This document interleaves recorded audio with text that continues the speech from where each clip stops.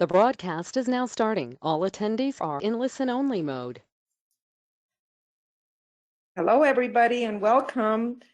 This is Eva talking. BL and I will be sharing the work again this time, and we encourage you to check out the attachment of the actual slides that we have in PDF. Either you can do that before or after we're all done, but it's available.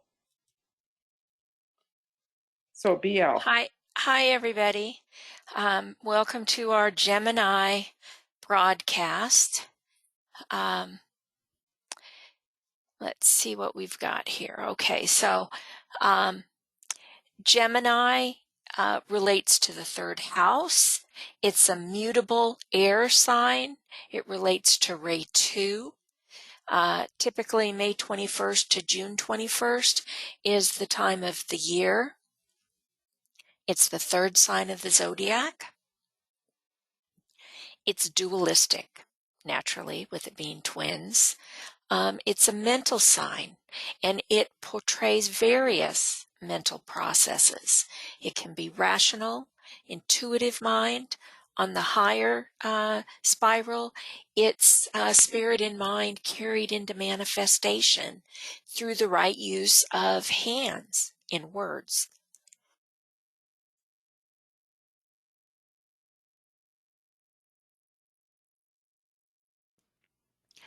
Undeveloped Gemini can be scattered, inconsistent, unreliable, or superficial.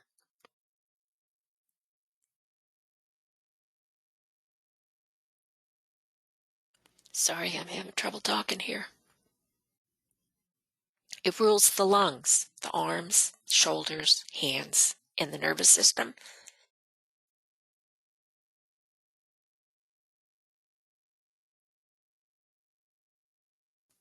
Traditional ruler is Mercury, soul ruler, Venus. Strengths: clever, adaptable, versatile, communicative, witty, curious, bright, intellectual. Yes, I'm all these things. This is my ascendant. Weaknesses: okay, I've got those two. Scattered, nervous, superficial, inconsistent, overly talkative. Unstable, changeable, restless, scheming, lacking in concentration or follow-through. Hey, I think I've worked on that last one. Esoteric Gemini: to give love wisely and to apply wisdom lovingly, to balance the head and the heart, to promote right relations, to bring dualities to resolution, to still the mind. I still have a long way to go on that one. I love these pictures here. Look at Curious George. Perfect Gemini, isn't he? Communications, clever, teachers, and socializing. The house that Gemini rules is a source of education and learning for you, where you're going to be curious, versatile, and fun-loving, what you like to talk and think about. In the third house, the soul brings the lower self into contact with people and knowledge, which will develop the logical mind. This is the house of communication, relatives, siblings, early education, all directed to opening the mind. The lower self keeps busy. It travels around making contact and communicating with others. Well, maybe not quite right now, but it receives education to develop the mind.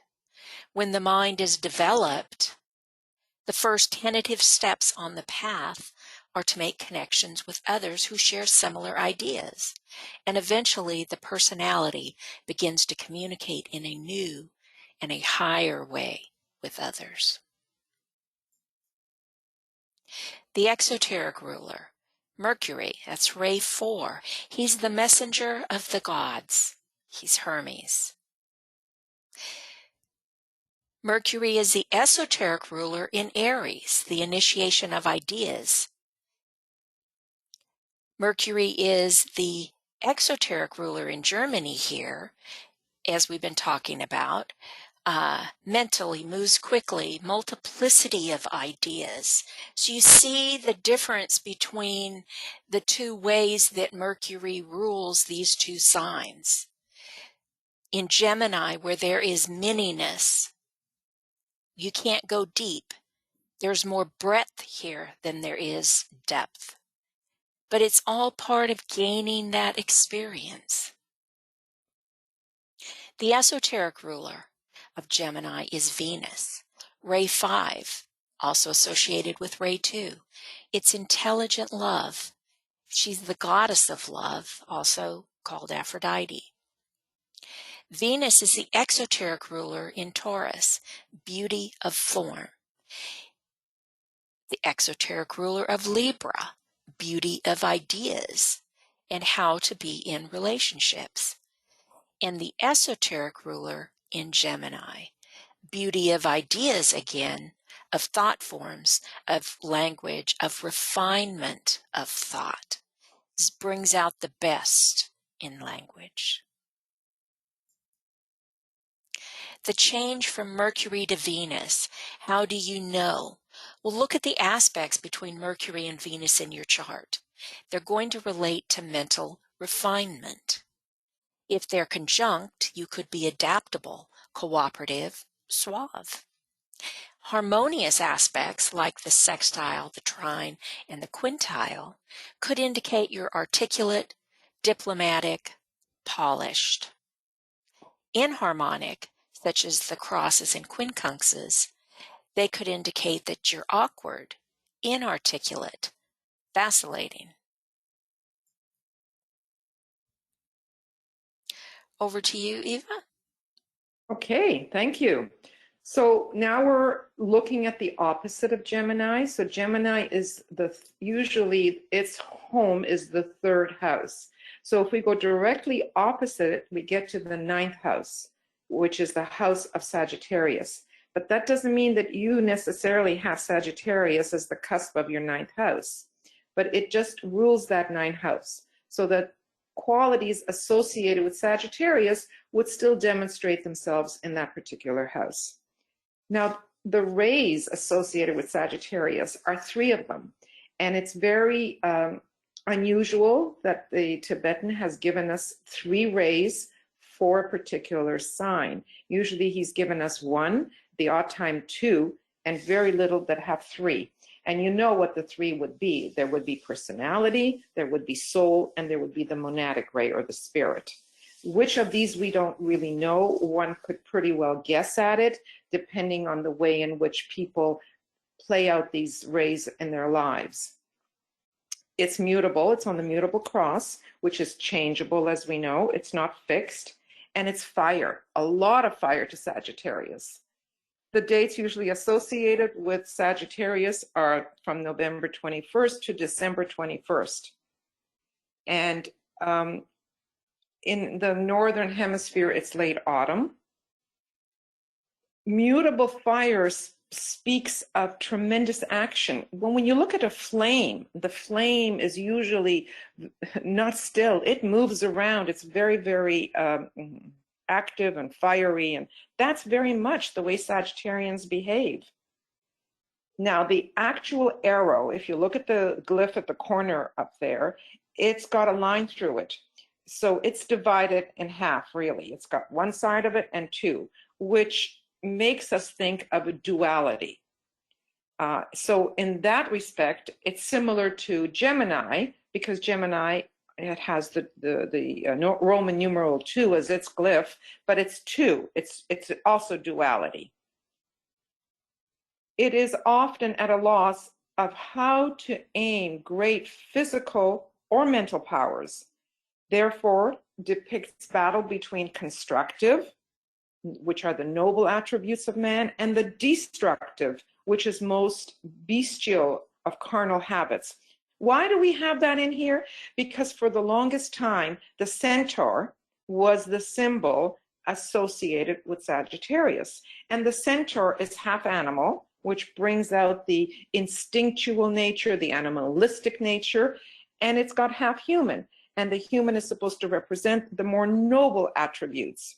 Eventually, we know that the symbol has been changed for the archer on a white horse. So it's no more half animal and half human. It's the human that has mounted upon that white horse. So now he's above those instincts and moving into the more intuition part.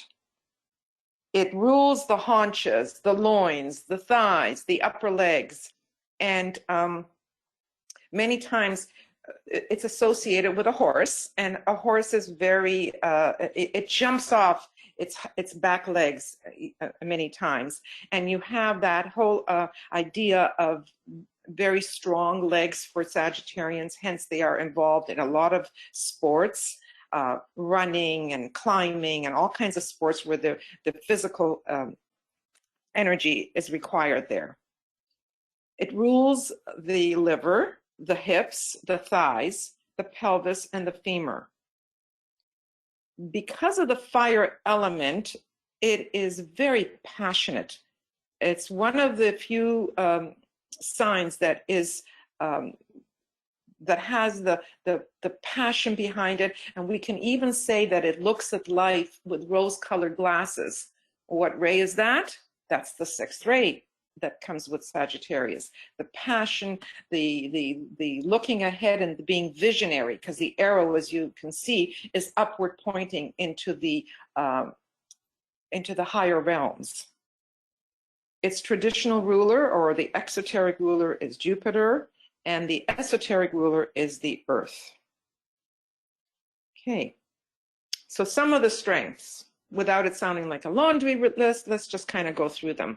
Very optimistic. Why? Because again, it has Jupiter, which is so beneficent and large, and it has this upward vision that it makes it so optimistic and freedom-loving.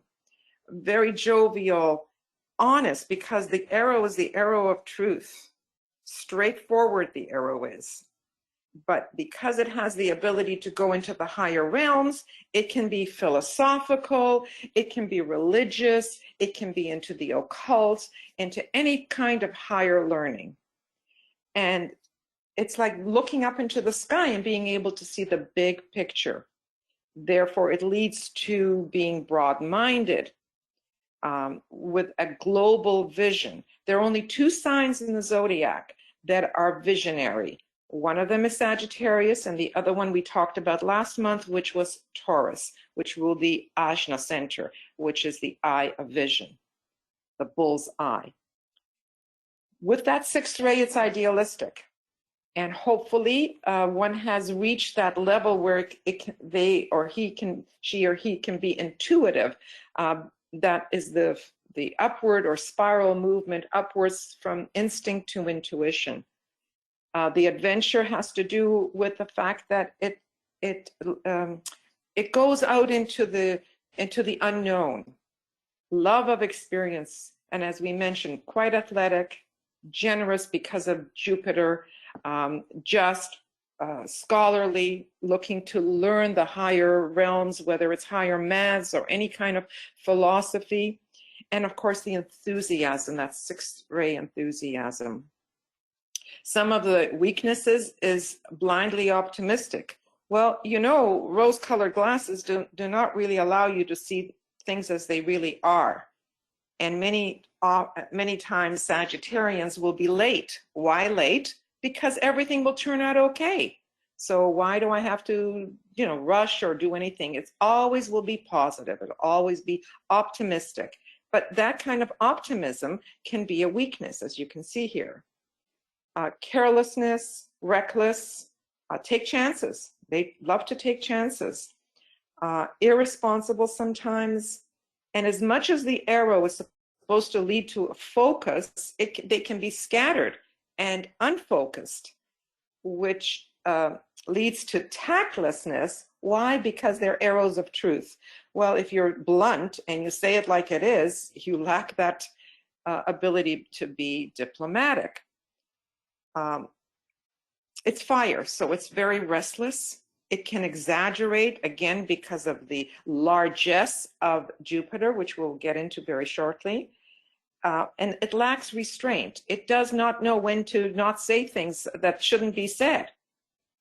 That sixth ray can lead to fanaticism because they look for the ideal. The ideal is way up there and can be very narrow, like that arrow is very narrow. Argumentative, overly talkative. We had the same thing in Gemini, didn't we? Overly talkative. Procrastinating. Why? Because everything is going to turn out just right. Everything will be just fine. Self-indulgent. We said blunt already. Impatient. They can be the best gamblers. Why gambling? It's because it's visionary and because they take risks and they have great optimism. Pushy and hot-headed because of the fire in them. Esoterically, Sagittarius likes to experience all facets of life in order to develop a complete acceptance, understanding, and love of all cultures and people, to become spiritually focused and to learn to trust one's vision. And that is why the ninth house, the house of Sagittarius, deals with travel and all kinds of outward experiences, because this is how they learn. They learn the cultures of people by exposing themselves to the various experiences in the world. Thank you. So here's some great pictures again. Honesty, as we said, arrows of truth, holding the ideal, the vision way up high with the torch. The house the Sagittarius rules is where you will be challenged to explore and expand your horizons, where you can dream the impossible dream, where you need to have more faith and trust. So look at the words that are being used here. The word faith, and we'll come across that again and again. The idea of the expansion into new horizons, into higher learning, and the idea of trust and honesty. You see the passport, you see the different cultures here. And at first those arrows, and I'm looking at the word aspire smack in the middle there, at first those arrows fulfill the desire that is very strong within the individual. Later on, that desire is spiraled up and becomes aspiration to the higher. And that fire allows it to become inspirational. So some of the best preachers and some of the best leaders, if they have Sagittarius, they can inspire their multitude. They use that energy of fire and the upward lift that sixth ray gives them, that buoyancy that they can inspire. Okay? So Jupiter, that's the exoteric ruler. Jupiter is also known as the king of the gods. Zeus or Jove or Hove, I don't know how you pronounce that. It says 12 years. I guess that's how long it takes for it to do its orbit. Words associated with Jupiter because it's the largest planet in the solar system. So when it's the largesse, it's all about abundance and fullness and a lot of. It's expansion. And words like more or tendency to too much. Sure, we all like the whole idea of benevolence and abundance and the idea of expansion, but if there's too much of that or too much of any particular thing, all depending where your Jupiter is, that's not always the best thing, is it? It's a sacred planet. He is known, Zeus or Jupiter is known as the one who gathers the clouds as he sat on Mount Olympus as the head ruler. It indicates the greatest areas of harmony, abundance, and synthesis. It is fullness and fulfillment, and it corrects that which is lopsided. It is progressiveness, and it distributes the second ray and the seventh ray together. And we see that in pride and pomp. It is supposed to facilitate the fusion of heart and mind to produce wisdom. And wisdom is often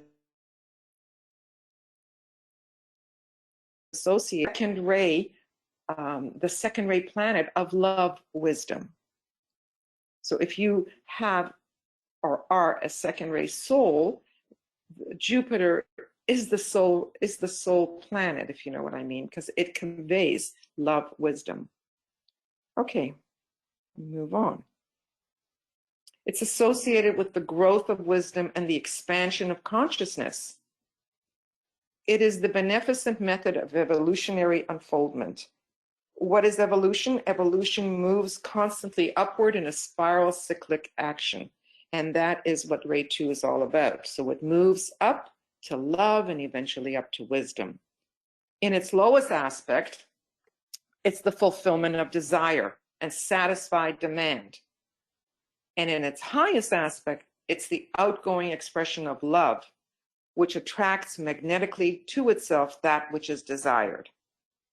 So because it's such a huge, huge planet, we usually associate it with radiation, which is a second ray word, as well as magnetism. It attracts through that magnetic quality that is associated with the second ray. It has a lot to do with philosophies, belief systems, faith, high principles, the true and the sacred. To the soul, it represents where the life can be expanded and where brotherly love is expressed. Where it is in your chart, it will always represent grace and shows what sorts of experience and modes of activity generate inner faith and confidence in oneself. Those are key words: inner faith, confidence, belief systems. If you have that strong within you, you can move in the world in a particular way, right? So that's what Jupiter would represent.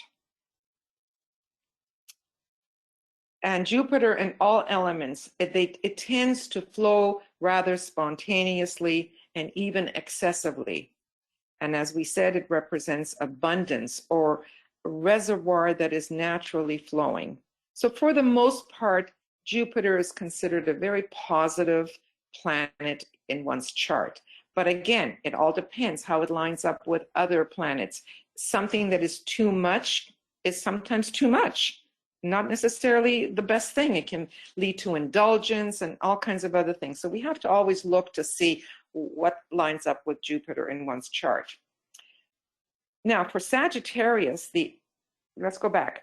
For Sagittarius, the esoteric ruler is the Earth, and the Earth is very important for Sagittarius. You can actually see that within the circle there's this cross. Well, if you look back at the glyph of Sagittarius, it's got the upward arrow, and then it's got a crossbar that is there for one to be able to almost put their hands on the bar and go, whoa, just like you try to rein in the horses that want to run away. The idea with Earth is to take all that stuff that's way up there, the higher learning, the abstract stuff, and bring it down to Earth. And that's why Earth is so important for Sagittarius. It is always opposite the sun. So wherever your sun is, you will find in your chart, depending on what program is being used and if the Earth is showing, but it's always opposite the sun. And I think we've said this in a previous webinar that it represents also the monadic point. But that's an aside. What is important to know is that the Earth for Sagittarius is so important to help ground the ideas, the thoughts, the learnings, the philosophies, the higher education, that it has a real tendency to know and to have. Okay. So it opens up the realms of the soul through crises, which are the crosses of matter. The key word for the Earth is selectivity. Because of the practical, grounded approach, we learn to select what works and what's not, selectivity. It's not a sacred planet, and we're on it. It's in the process of becoming sacred. Because it has not reached its sacredness yet, it is one of the planets that has upheaval. It's difficult. It's difficult to live on this earth, and we're all part of it. I guess right now we are all experiencing that. So the reason all of this is being said here is because through suffering we learn, and through suffering we grow. And as much as we don't like to recognize that, it is a planet of suffering and chaos and upheaval, until such time as we become a sacred planet, which will be millions of years down the road. It has a pivotal importance in the life of all Earth beings. It indicates the condition of one's vitality. Insufficient vitality or excessive vitality, poorly distributed, can thwart soul's intent. Abundant, well-regulated vitality is a definite boon to the fulfillment of the soul's archetypical design. And that's why we know that you eat the bounty of the earth. You want to eat things that have prana in it. You want to feel grounded on the earth, because the earth is what gives us our vitality. It is even said many times that we should be walking barefooted on the ground to get the energy of the earth into our system. Okay. We must not forget the energy which emanates from or radiates from the earth itself. And that's exactly what I was referring to, walking barefooted. Man is always bathed in the emanations and the radiations of our earth. Sagittarius can get lost in the manyness, again, Jupiter. Earth brings the energy down and grounds it, holds it down. It is practical and selective. The aspect of life on Earth, although felt by everyone, is especially strong for the signs of the element of Earth. So anyone that has strong Earth, whether it's your sun, your moon, or your ascendant, they can be in Taurus, Virgo, or Capricorn. These are the three signs that are Earth signs. Even though Sagittarius is not, it relates to a lot of the Earth signs because the Earth is its esoteric planet. The first impulse for man is to be and then to create. Earthy people create something out of matter, that's earthy stuff, through the gathering of material possessions and the actually building of the physical aspects of man, whether they be his industries, his home, or even the physical body, how you build your physical body through exercise, through food, through fresh air. We therefore refer to the earthy element as the force of form, because it has to do with form, with matter. Okay. So what is the focus from Jupiter to Earth? Again, we would look for aspects in the chart between Jupiter and the Earth. If they are conjunct, that means conjoined, joined together, one beside the other. You could be practical, all the earthy things, practical, grounded. You can manifest abundance because you have a real handle on earthy things. Harmonious aspects could indicate that you manifest harmony, abundance, and synthesis. Now, if they're inharmonious, your aspects, like crosses and quincunxes, they could indicate that you create muchness, fulfilling desire and satisfied demand. Okay. So we've talked a little bit about some of the earth signs. In Taurus, it's one's actual possessions. In Virgo, it deals with jobs and services. In Capricorn, it has to do a lot with governmental or business establishment or one's social standing. On the positive level, earthy signs, they circumspection, long-range planning, determination to succeed, and practicality is what one would distribute or emanate. On the negative, level, the earthy signs may be too demanding, too much material things that they want, too many things to make them feel good. Could be melancholy, greedy, that has to do with the materiality, and fearful, like hoarding a lot of toilet paper, you know, that's material, and because people are fearful. Earth is unequally the planet of releasing sorrow and of purifying pain. And it has, as we have said, it's directly opposite the sun. I think, yeah, to the soul, it represents the field of experience to bring about soul growth. Will we live here? This is our field of experience here on Earth. As the ray of the abstract mind, ray 3, and that's the ray of the Earth is ray 3, it provides a field of practical experience where intelligence can be developed, where personality consciousness can be transformed into group awareness, and right balance in the nature can be achieved. So it's got a ray 3 component to it. Is it an exoteric ruler anywhere for any of the signs? No, it's never an exoteric ruler. It is only an esoteric ruler. So it's the esoteric ruler of Sagittarius. And I believe, my mind is going blank as to which other sign it's associated with. But Gemini. It's it the is I believe it's the hierarchical ruler of Gemini. Yes, that's right. Thank you. And that's why it's in here. And of course, I should have seen that. Earth is related to Gemini, to the brother whose light is waning, since Earth is not a sacred planet. So we know that one of the brothers is waxing, and that's the soul, and the other one is waning, and that's more the personality. And personality is often associated with the Earth. Esoterically, Earth is a school for souls as we progress from grade to grade in order to learn the laws of life and coordinate our activities in line with a gaining sense of direction. See that? That's Sagittarius. In the Sagittarian cycle, our journey through life on the terrestrial plane, we follow a path that leads upward, as the arrow or the glyph indicates. We learn the laws of life. The laws of life are what we learn on those higher realms. That's where principles are. That's where laws are. So, yeah. Okay, I think it's your turn. Yep. Okay. Before I start on the actual polarity, are there any questions about either, the refresher that we've given you on Gemini or Sagittarius?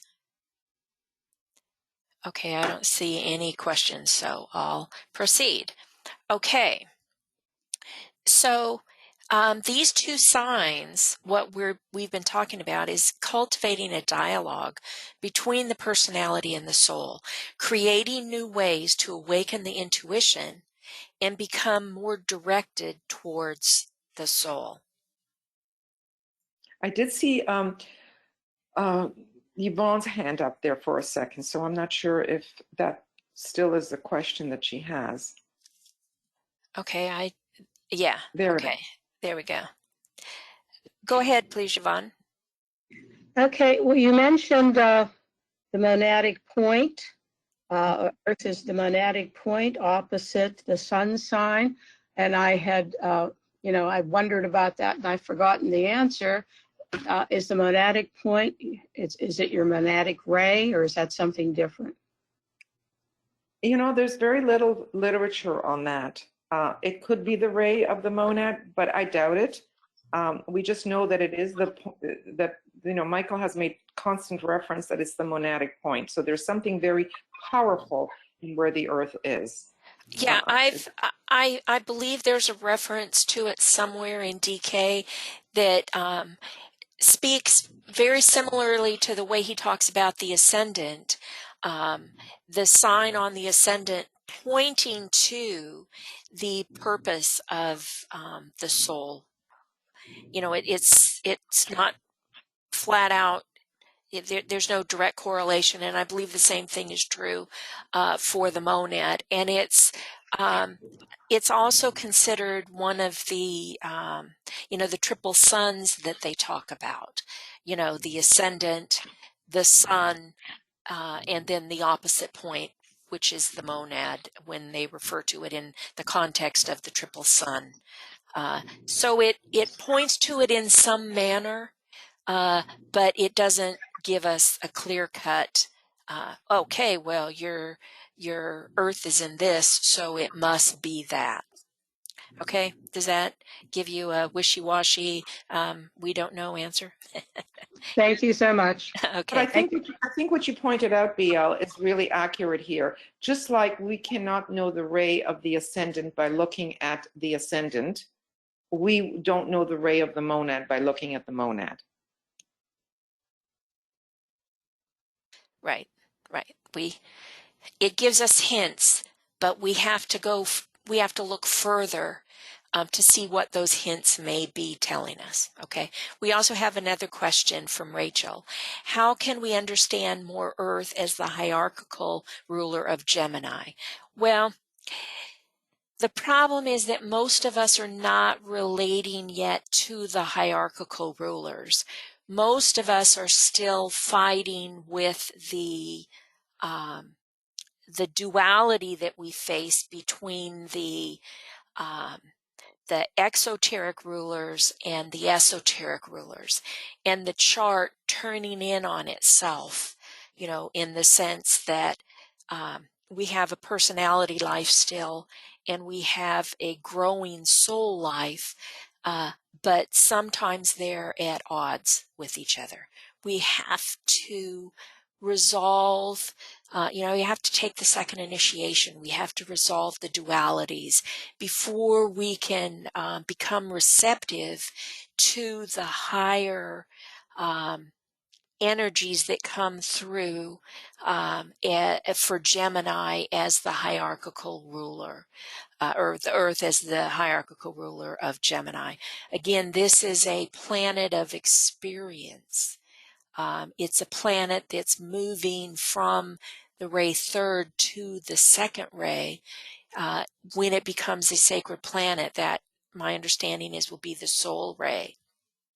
And Gemini leads us that way. Gemini is the Antakarana. So basically what we're doing as we raise the Earth from a non-sacred to a sacred is we're relating it from a soul level to a hierarchical level. Eva, do you have anything you would like to add to that?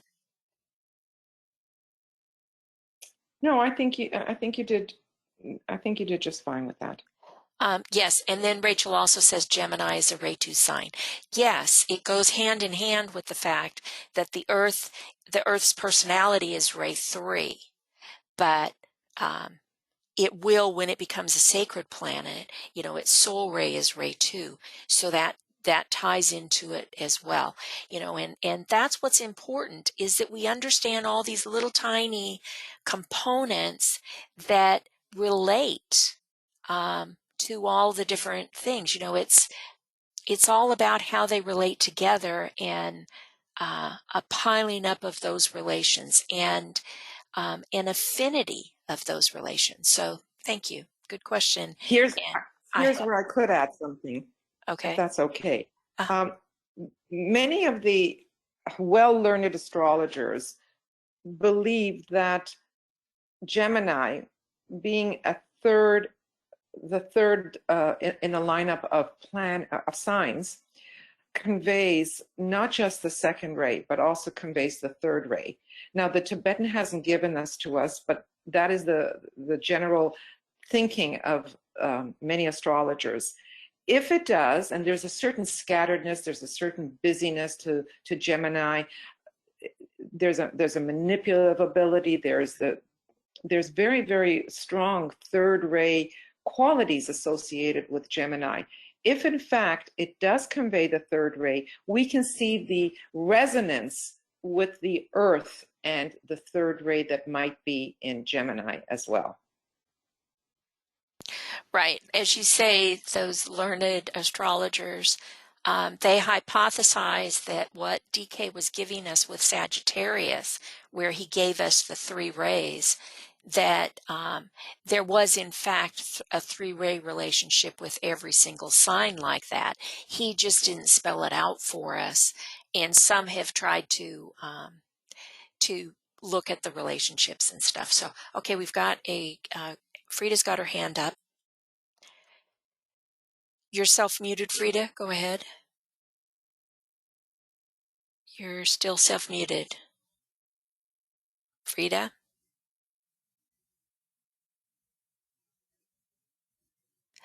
Well, you're self-muted. I can't unmute you. Your hand went down, so, okay. If you get your sound worked out, raise your hand again. Okay, and then we have Suzanne asked, can you elaborate on Gemini being the anticorana? Actually, probably it's more Mercury is the anticorana. I think in terms of them all being related. But, he is the messenger. He's the messenger between humanity and the gods, and so that's part of the anticorana. That's what we're building. We're building the pathway from the personality to the soul, from the soul to the triad, from the triad to the monad. And Mercury is very important in that. And because he's so important in Gemini, Gemini is important in that too. Gemini is also the the personal integration. And that leads us to Sagittarius, which is the higher learning. It's the spiritual integration. And so that Gemini-Sagittarius axis can be considered, the anticorana in that way. So again, it's all about the analogies that we know through the mythology of Mercury, through what we've studied about Gemini and Sagittarius. So I hope that answers your question, Suzanne. Okay, Susan has a question. Go ahead, Susan. Susan, did you have a question? You're unmuted. We can hear your dog. No question. I hit the hand by mistake. Oh, okay. Okay, so I think we're good to go then. So let's start on the axis. Gemini and Sagittarius, they are part of the mutable cross. Gemini adjusts relationships and Sagittarius adjusts actions.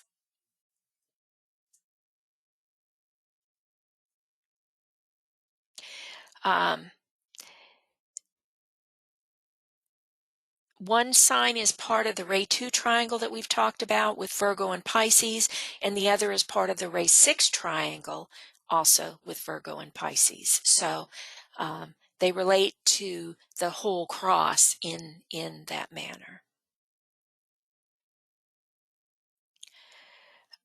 Exoterically, it's adaptable and versatile, which is active, flexible, and changeable. This is the cross. But it can be too inconsistent. Esoterically, it helps us develop the form life via multiple incarnations. Basically, what we need to do is live and learn and experience life in all of its aspects, and that's what we learn through the mutable signs. Let's look at the two of them together and in contrast. This is the messenger versus the adventurer or explorer. It's treading of many paths versus the path itself, achieving glorification. The immediate environment or the distant horizon. Multi-directional or unidirectional and one-pointed. Changeable perception versus steady and clear-eyed understanding. doubting and skepticism, or faith and belief, factual versus exaggeration, beside the point or straight to the point.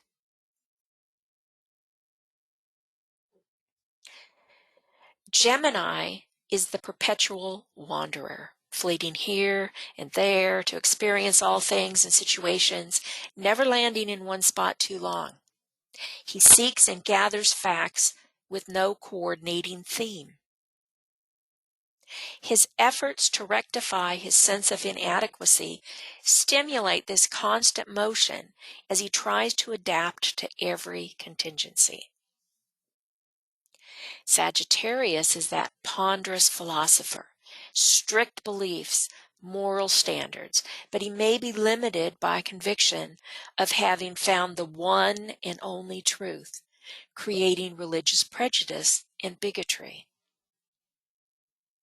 Mental growth only occurs through the complexity of individual relationships within the overall scheme. This is versatility versus overextending. The flexible and versatile Gemini just breezes through everything, while the Sagittarian can be known to get bogged down by overextending himself in many situations.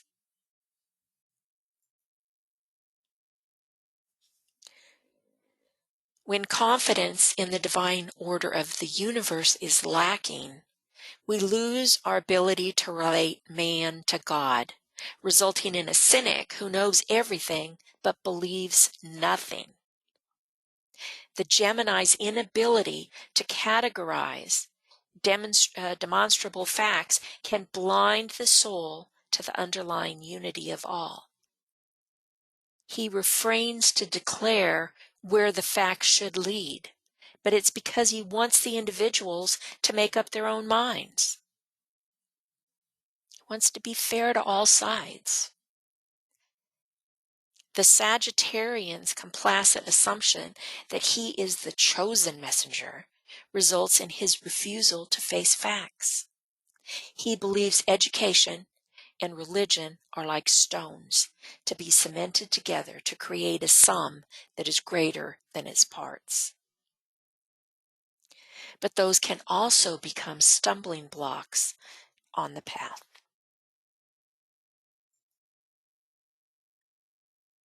Gemini cultivates knowledge, but it can be more of a concrete nature, while the Sagittarian searches for true wisdom and explores abstract concepts. The Gemini wants to be conversant with the facts of a situation and understand how they fit together. The Sagittarian cares more for attitudes and wants to understand why the various elements fit together.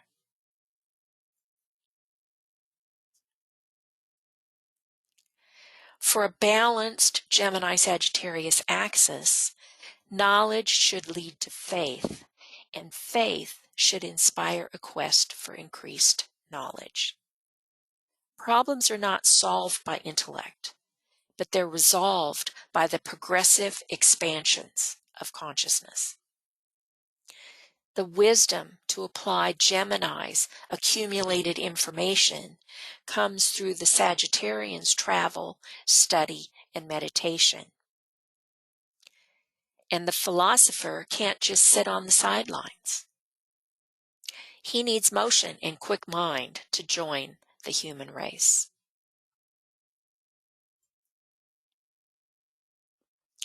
Gemini Sagittarius on the higher spiral is establishing control of the opposites and resolving duality through one-pointed spiritual action. Gemini is the messenger and the teacher. Sagittarius is full of faith and is the preacher. Eva, over to you. Okay, here we go.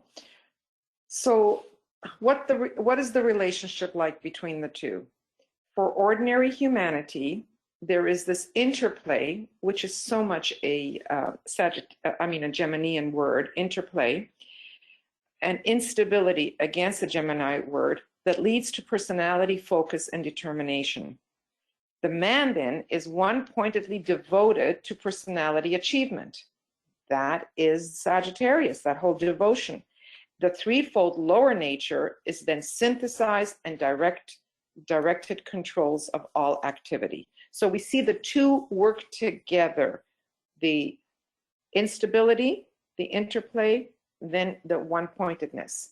And then if you can get those to work together so that's not unstable, then they can be synthesized. For disciples and initiates, the result of this related pair of opposites is that there is that one-pointed soul effort, spiritually directed activity, and a demonstrated readiness for initiation. There is the waning of the power of form and the waxing of the life of the soul. Okay.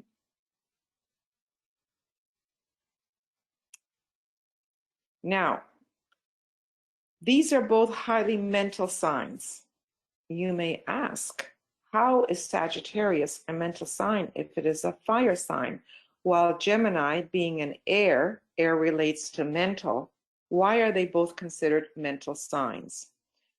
The Gemini is obvious. Sagittarius is considered mental because it is the arrow that points up to the abstract, to that which is still unknown and to be discovered.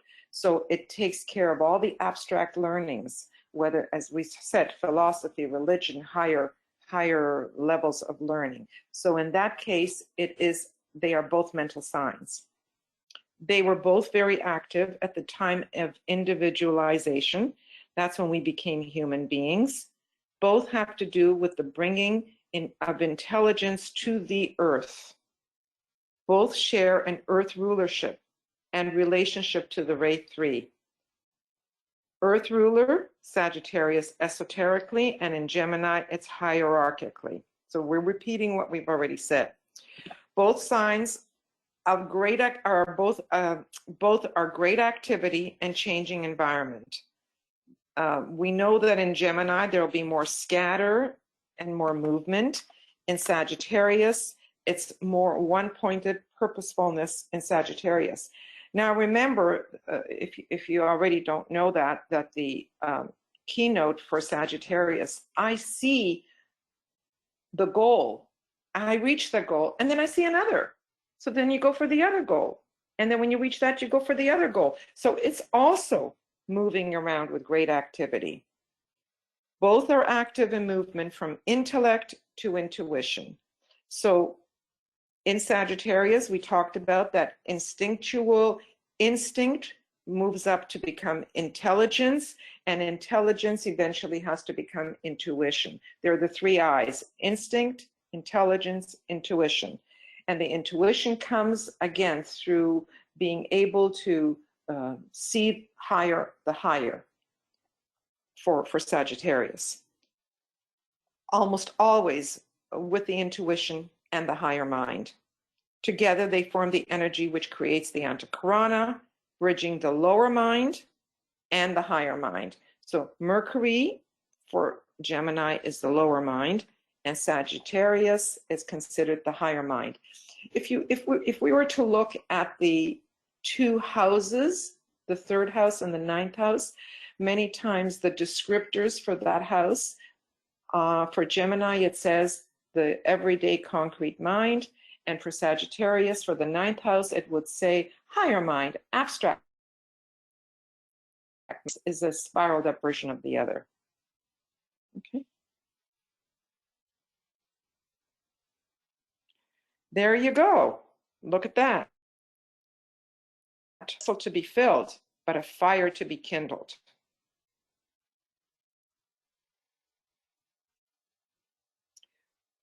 What are their points of cooperation?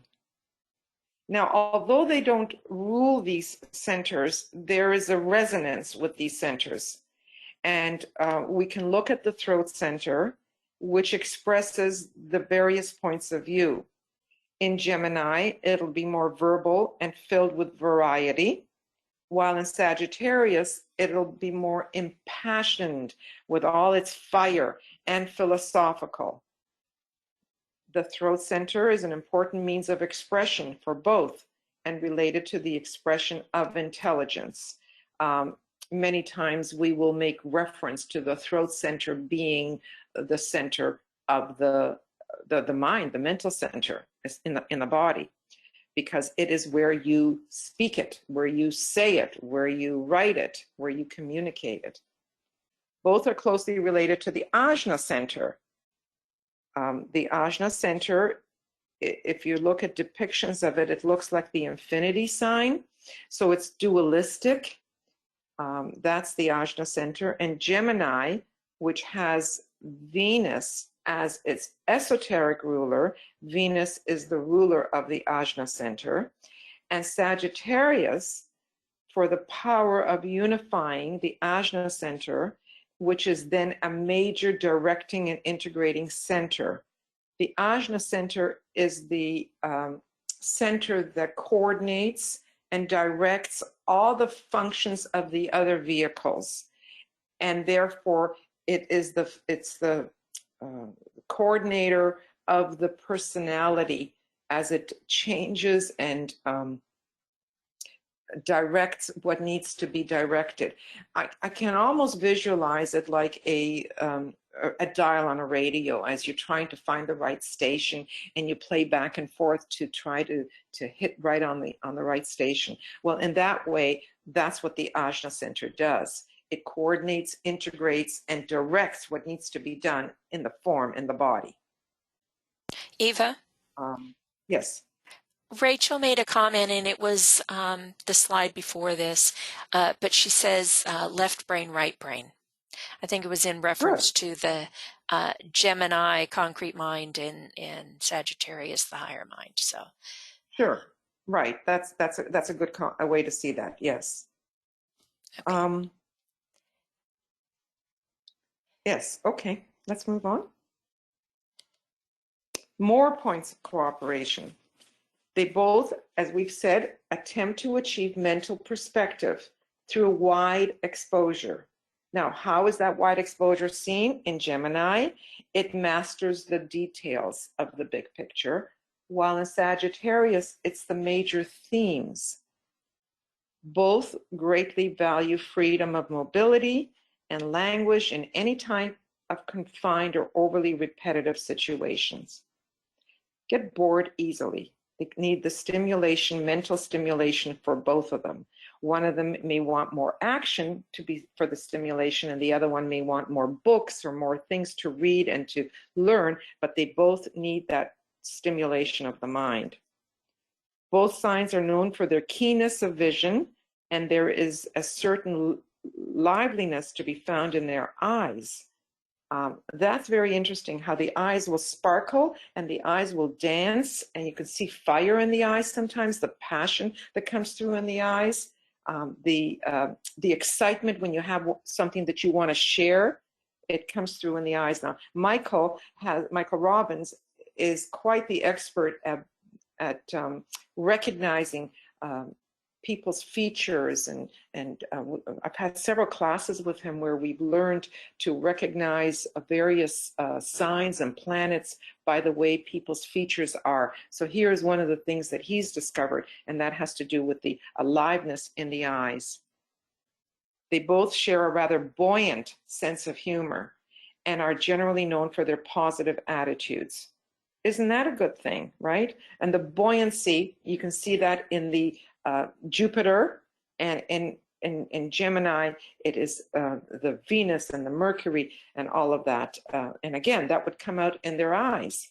Both are mutable signs and related to the intelligence of the Christ aspect of the soul, which is what the mutable signs are there to help us learn, so that the Christ can be birthed and can be born and can be then expressed. It's the second aspect. Okay. Gemini represents duality, which is love, wisdom, and fluidity.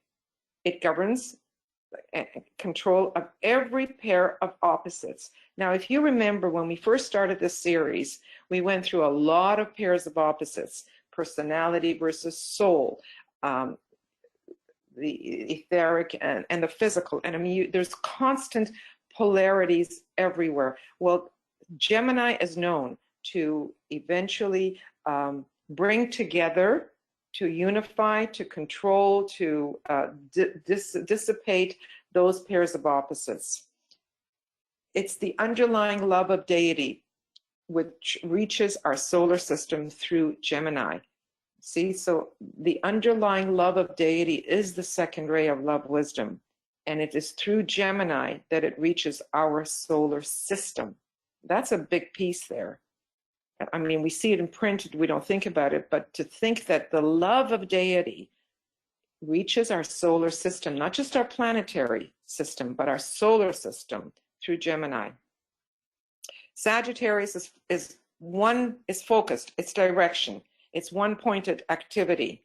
In the early stages, as we've said, it's the satisfaction of desire. You go after what you want, what you desire, whether it's something as simple as the ice cream in the freezer, or if it's another person, you go after to satisfy that desire. In the later stages, it's aspiration for the higher, which eventually leads to initiation. Gemini is the control of opposites. It synthesizes it and creates that at one mint. And Sagittarius is one-pointed preparation for initiation. The axis is one of establishing control of the opposites and resolving those dualities for use in a one-pointed spiritual action. They work really well together, as you can see. Let's see what else we have here, if anything. We do. And those are some quotes from esoteric astrology. So Gemini is sometimes called the constellation of the resolution of duality into a fluid synthesis. It governs all the pairs of opposites, preserving the magnetic interplay between them, keeping them fluid in their relations in order eventually to facilitate their transformation into unity. For the two must finally become the one. The 12 opposites must become the blended 6, and this is brought about by the fusion in consciousness of the polar opposites. And that is what our goal here has been, to try to bring together the opposites and fuse them so that they become the blended. To the initiate whose intuition is functioning, they constitute but 6 great potencies. That's when the 12 have become the 6, because he has achieved the freedom of the two, as it is sometimes called. Okay, so here we're basically summing everything up. In Gemini, the second ray is conveyed in Gemini, and it's mutable air. While in Sagittarius, we have all 3 rays, 4, 5, and 6. It's also mutable, and it's fire. Opposites are always on the same cross or the same mode. The ruler is Mercury, which conveys the 4th ray for Gemini, while in Sagittarius, it's Jupiter conveys the 2nd ray. In Venus, as the 5th ray is conveyed through the esoteric ruler for Gemini, while in Sagittarius, it's Earth conveying the 3rd ray. Now, if we look at the numbers, the rays themselves, in Gemini, you have ray 2, ray 4, ray 5. In Sagittarius, you also have ray 2, you have ray 4, you have ray 5. You have ray 6, which makes Sagittarius totally different in that respect.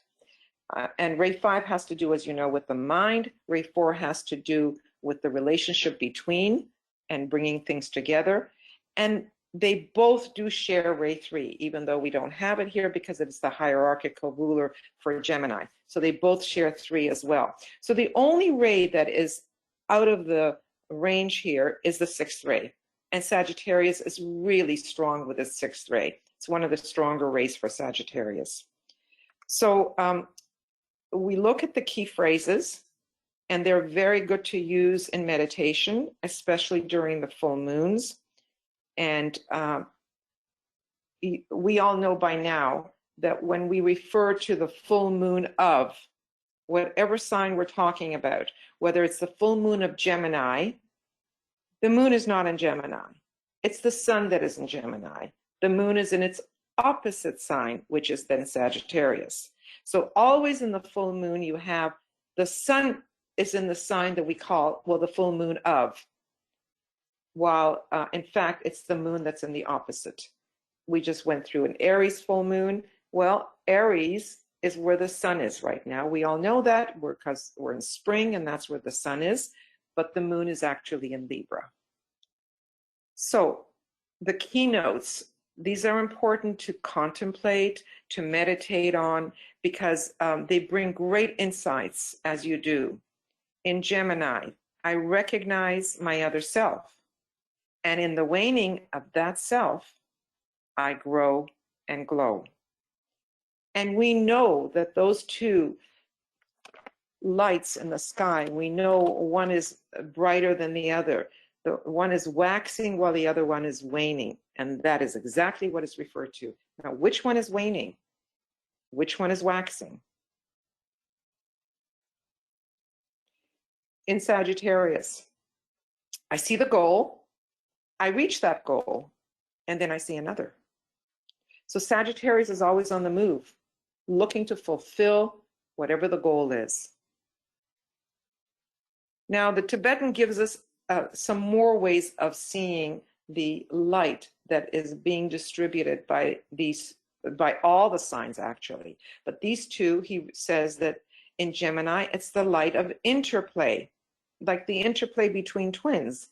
This is a line of light beams, revealing that which opposes, or the basic duality of manifestation, the relationship of spirit and of form. It is the conscious light of that relationship. So we see that duality, spirit and form, the interplay between these two lights. In Sagittarius, the light is a beam of directed, focused light. In this, the point of light becomes the beam, revealing the greater light ahead and illumining the way to the center of the light. Okay. Before we move on to the last slide, I just wanted to mention that, I really like to consider these lights when we look at the full moons because, as Eva said, we look at it as the solar fire version of the full moon, but it is in opposition. It's a very special alignment that's happening between the Earth, the Sun, and the moon. But because we are focusing on the solar fire aspect of it, as Eva just said, we considered it the Aries full moon because the sun was in Aries. And so to me, these lights become very important when you're considering the solar fire aspect of it. So that's just one of the various different ways that we can try and connect with this powerful energy at these times of the full moon. And especially now that we have the Aries one, it's the first major festival of the year. Next month will be the Wesak festival. And then the third one in Gemini, the Asala festival. Those are the three main festivals of the year. These are the beginning of our astrological year, the beginning of spring, all those things. So I just wanted to point that out. Maybe you could also add what the full moon of Aries is supposed to, what is its purpose? Because we know it's a spiritual festival, but what exactly happens during that period of time? I'd have to pull up my little cheat notes, and I'm not sure if I have them readily available, but I will look at that while you discuss the next. Yeah, Rachel says that the only ray absent is ray 7, and I think you were pointing that out, but she heard you to say ray 6 instead of ray 7, but you meant ray 7, yeah. And she also... No, I actually, just a sec, I did not mean ray 7. I meant that ray 6 is the only one that isn't in common with one another. Oh, in common. I did not mean to say that. Okay, in common. Yeah, ray 6 is the one that is only associated with Sagittarius. The other ones are associated with both. This has nothing to do with ray 7. Okay, all right. And then Rachel also says that the Earth is conjoined the Moon. Yes. I probably misspoke there. You're right. It's there. The Earth is conjunct the Moon at the time of the full moon, and the Sun is opposite the two of them. And during the new moon, the Moon is conjunct the Sun and opposite the Earth, and both of those are powerful alignments. But the one that is more powerful and that DK talks the most about is that the full moon. But I'll look that up while you talk about the next slide to get the. Otherwise, I could fill that in too, but that's fine. Go ahead. Go ahead then, if you have that. Okay. Well, what we know from from Aries. The purpose of the Aries full moon and why it's such an important period of time is this is when Shambhala, which is where the Lord of the world is, son of Kumara, with all his other Kumaras, and they sit around and they then discuss what it is that they want to see projected for that particular year. And that is then given to hierarchy. So this is where the plans are being made, the ideas, Aries, ideas of what needs to then be forecasted in a way, what they would like to see the next year to be done.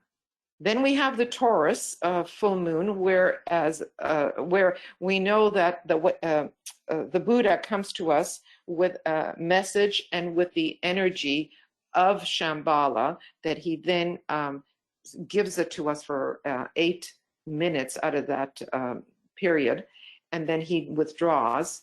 And then in the festival of the Christ, we have the distribution through the Christ of the energies that have been received at Wesak through the Buddha.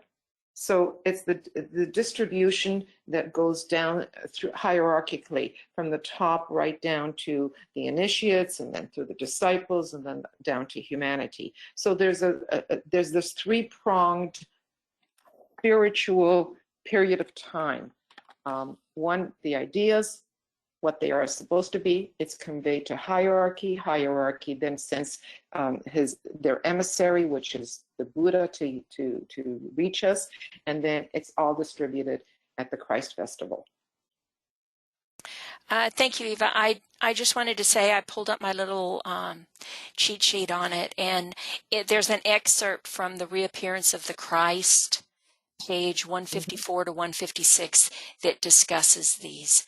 And what I can do is I can include this with the slides and the recordings for those of you who want to look at it. That's a great idea. So thank you for having that information while I looked for the information. Okay, all right. So we're ready to go on to our last slide. Mm-hmm. We don't get very many of these, so go ahead and take it away, Eva, with our triple Gemini here. Well, what do we see here? I'd like you to use your cursor as much as possible here. So we see that there is a triple Gemini, a Gemini ascendant. The sun is in Gemini in the first house, while the moon is in Gemini in the second house. So we have a lot of Geminian energy. And the only planet that's opposite is, of course, the Earth, because the Earth is always opposite the sun. It doesn't mean it doesn't have an effect. It always has an effect, but there are no other planets. So this person needs to find ways of integrating some of that abstractness, directness, one-pointedness of Sagittarius to balance out all that beautiful ability to learn, to gather information, to convey this information that Gemini does so beautifully. You see, if you look later on a little further, he's got like 4 or 5 planets here, 5 planets in Cancer, but he does have other planets, like especially Mars, which is not elevated, what do I want to say, it's a very good ruler of Capricorn, so he's got that ability to balance that out, and he also has his Chiron in Capricorn, but he doesn't really have planets in Sagittarius to try to really balance a lot of that Sagittarian energy. So it's good to see all of this when we look at a chart, to see how easily does this person balance and try to integrate the oppositions. I think the word you were looking for was exalted. Exactly. Thank you. Thank you. It's amazing when you stand up here, your mind goes blank in many areas. But anyway. I also want to point out that he's got these 3, his triple Gemini threat here. And of course, we have to overcome the moon, work on the personality, and then really express the purpose of the soul through the ascendant. And I would say these are on different levels for him. It's a new spiral up for an opportunity to relate and overcome the prison of the soul of the moon. Just as it's a new spiral up for the work of the ascendant. And how can we differentiate that? Well, we've used his chart before because it's such a great one for this. They're all in different decanates of the sign. So this is the Gemini decanate. This is the Gemini Venus. Libra. Yeah, Libra. Yeah. Right. And this is the Uranus decanate. Because the decanates all match the sign, the air sign. They go by the rulers of the other air signs.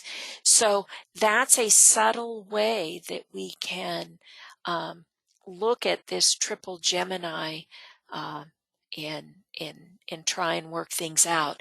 The other thing is, as Eva mentioned, the Sagittarius portion of it and the balance, this is the earth, the most grounded aspect of it here, the ruler of Sagittarius esoterically, and it's in the middle here, to again emphasizing the balance that's necessary for this Gemini that he's got over here. Okay, we have a question, I think. This is a good time for questions. Yes, it is. Okay, Rachel says exaltation. She was answering you, and she says that Shambhala is the coronal center of the earth and receives powerful information for the year. Yes, that's from the Aries festival. So thank you, Rachel, for that. Okay, are there any other questions? Yes, okay. Go ahead, Yvonne. Eva, would you repeat the second and third decadent of Gemini, what they were and why they are again? Well, I'll be over doing it. Okay. Gemini. Yeah. Okay. The first decadent of any sign is always ruled by the traditional ruler of that sign. So the ascendant is in the first decadent. It's Gemini or Gemini Mercury. Okay. The second decadent of an air sign is going to be the very next air sign. So that's Libra or Venus is the ruler of this decadent. And the third decadent is always going to be the next sign. So that would be Aquarius or Uranus. It's also worth mentioning that there are 30 degrees in a sign, whether they're all in one house or not, it doesn't matter. So the first 10 degrees is for the very first sign that we're talking about. It's always the sign that we're talking about. So the first 10 degrees. The next 10 degrees would be like BL said, the next sign as you're following the chart around in the order in which they come through. And then the third one would be the third one, which would be, in this case, it's Aquarius. You Right. start with Now, Gemini. yeah, we got lucky here because we started with Gemini, but let's start with Sagittarius over here, okay? The first decanate of Sagittarius is going to be the Sagittarius or Jupiterian one. So that's the last of the fire signs. So the second decanate, which is where his Earth is going to be the next fire sign up, which is Aries. Okay, and then the last decanate would be the next fire sign from that, which would be Leo. So it always goes by the next element in line from wherever it starts. I hope that was clear.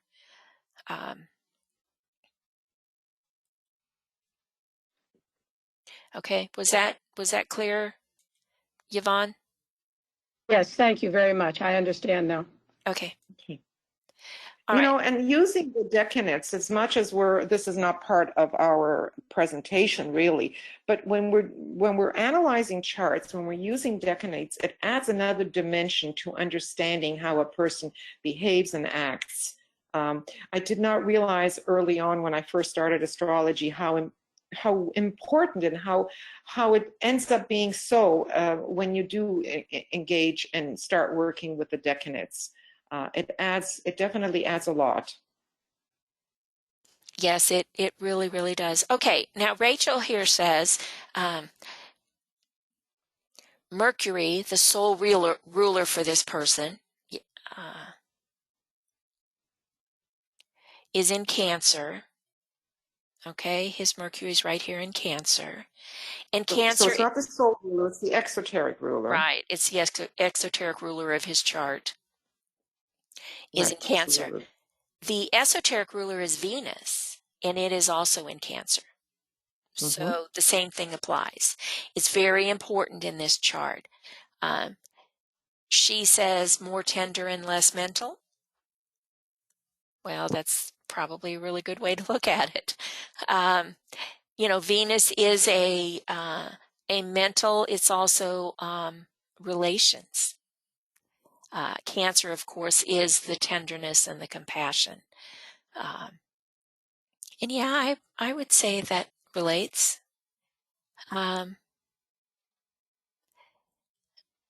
Rachel says more creative in form.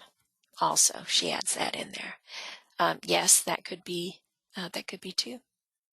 All right, Suzanne. So this person has a lot of air with the triple Gemini, a lot of water with all the Cancer, and the Earth with Mars there in the Earth sign. So he's got all three elements, you know, well established.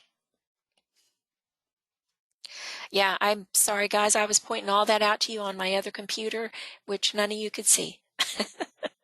But yes, he does. He has, if you look at the table of the elements, they're all represented there. The modes, he could use a little more fixed, but he's got that there in his ICMC axis. So that's an important axis. So, all right, let me see.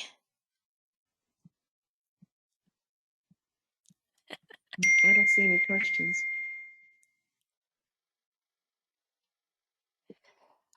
There are a couple more questions, and I'm sorry I don't understand your question, Suzanne. What about a planet at, say, 20 degrees relates to two rulers? I guess she's talking about the decanates. Right. You know, 20 degrees right would be the third decanate. Right. As we start at 0. So, does that answer your question, Suzanne?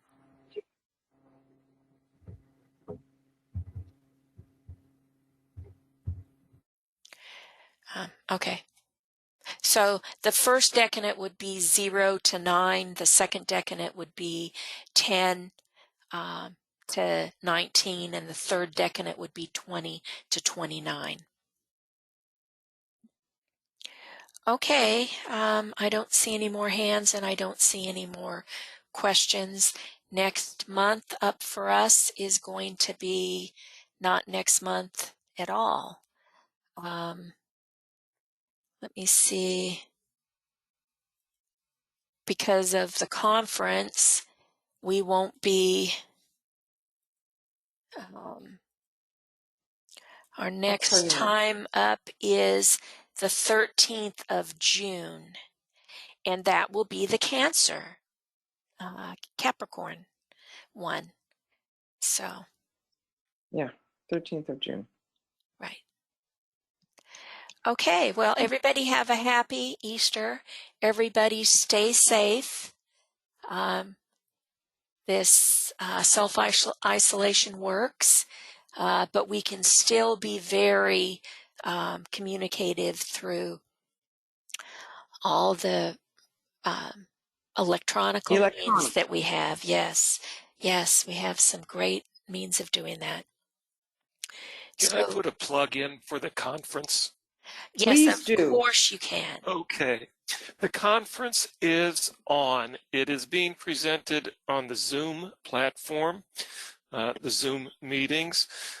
Registration will be opened up again soon. That is all being worked out as the links for the meetings are being established. So please stand by, and as soon as the registration is opened up, there will be messages going out through Constant Contact, and please register and come and participate. And from what I understand, it's not going to be where you have to sit in front of your computer all day. It's going to be a maximum of 5 hours throughout the day with time off for lunch and for breaks and so on. So the starting time is going to be set at 1 p.m. GMT, and then it will go on. It will start at 1 p.m. GMT, other than the day of the Wesak, and that actual full moon, Wesak full moon, will be celebrated during this conference. Wonderful. There's a hand up there, Victor. Yes, yes. Hi, Victor. Good to see you here. Hi, how are you guys? Pretty Hey, good. I saw something on the news about Zoom. I sent a Yes. message. Right, we got and I don't know what that was about and everything, but it was something about it been hacked or something like that. So I was wondering if that could be a problem or something. Can I address that? Sure. Yes, there was a problem. It was hacked. As a matter of fact, there was this man giving his dissertation virtually for his PhD to a number of professors, and all of a sudden all this porn came up, and that's what they had to look at. Well, the person who owns Zoom, or is the basic manager, I heard him interviewed, and he said that they have taken measures. Now it's far more secure than before. Now you need to have a password, whereas before you didn't have to have a password. So that security is in place. Nothing to fear. And those passwords will be required. Essentially, the password will be embedded in the link. So you have to have the link, and you do not share the link with others once you register. Michael, Yvonne has a question. Do you have to download Zoom to participate? You don't have to, but it is helpful. When you download it, you essentially open up a free Zoom account. There is no cost for that. I guess it's similar in a way. I'm sorry. It's similar to the webinars. And in order to get in, I have to download the package or whatever it is to get into a webinar. It's not, I don't use it again because every time it's a brand new webinar. So maybe it's similar to that. It is Yeah. similar to that, yes. Right, and it allows the students to participate. You can raise your hand, you can type the questions like you can here. You know, it's just a similar platform to this. And it's being presented on this platform as close as possible to the in-person conference. Other than it's not of an interminable duration every day. Mhm. Okay. Okay, thank you very much, Michael. And thank you, everybody, for Thank you, everybody. participating. We hope to see you on the 13th of June for the Cancer Capricorn version. And again, this is going to be posted is it on 2 platforms or just one? I will be posting it, this particular one or the conference? No, this. Okay, I'll be posting this to Makara. I don't know. They're working on getting things up on YouTube, but there have been some issues lately. So, but I will definitely post this within a couple of hours to Makara, and I will send the email out to let everybody know that it's there, so they can download the recording. They can get the PDF, and as I said, I'll also put in the spiritual festivals, the excerpt from Reappearance of the Christ. What about MoriaFederation.com? We don't post it on morefederation.com. We don't post the recordings there. We just have the announcement there 24/7. So if anybody goes to morefederation.com, they will see the announcement. They will be able to use the link to register. And it also has the link for where the recordings are, but the recordings are actually on makara.us. So, Okay, thank you. all right. All right, goodbye, everybody. Goodbye, Thank everybody. you. Happy Easter. Happy whatever. Love and blessings to celebrate. everyone. Yes. See you all at conference. Yes. Bye. Bye.